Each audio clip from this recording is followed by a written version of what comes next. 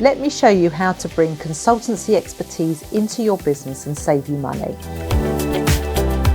There is no business at all at the moment that is not going through constant change. In a world that is consistently VUCA, volatile, uncertain, complex and ambiguous, then constant change is the norm. There is a constant requirement to change, to look at restructuring, to do more with less.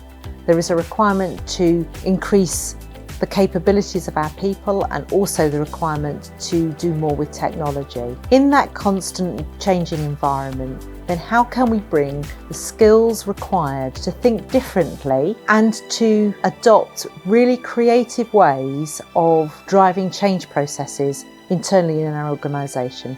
The role of the internal consultant is critical in this, and I'd like to tell you more about how we do that. One of the biggest challenges that I'm finding currently in working with clients is the positioning of teams that are labelled as looking after change or change management. That could often be the people teams, it could often be transformational change teams, it can often be in project teams.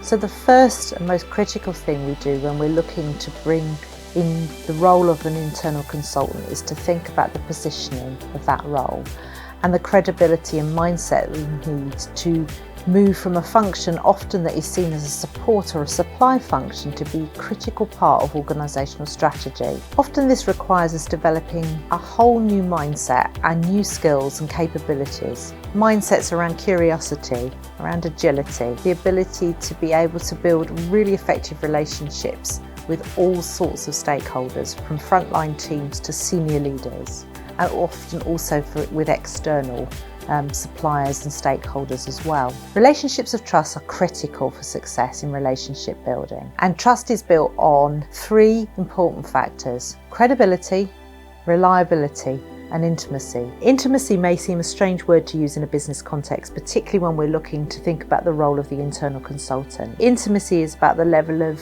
trusted relationship that we have. What do we know about each other? How do we know what makes each other tick? And how can we build a level of rapport and relationship that allows those consultative conversations to take place? All those three things are supported by a key factor around self-orientation. And what do we mean by that? Self-orientation is about self-awareness.